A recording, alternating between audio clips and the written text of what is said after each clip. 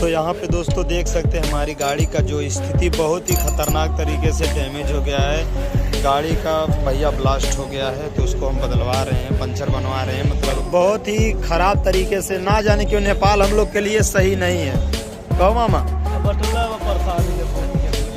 और यहाँ देख सकते हैं दोस्तों जो कि गाड़ी किस तरह कितनी बुरी स्थिति में डैमेज हो चुकी है, आप लोग देख सकते हैं। लेकिन क्या करें दोस्त, जब किस्मत मोटे कलम से लिखा रहता है ना, तो सहना पड़ता है। तो यहाँ भी देख सकते हैं दोस्तों गाड़ी की जो स्थिति है बहुत ही बुरी कंडीशन में हो गई थी। तो अभी अंदर वैक्यूम क्लीनर मारा जा रहा है, और ये भी आगे से गाड़ी का पूरा हालत जो है एकदम पूरा देख सकते हैं कितना पूरा लग गया है।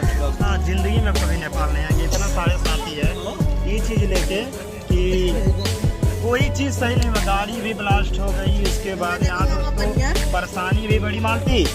तो बताओ क्या नेपाल इसके बाद आना चाहती हो?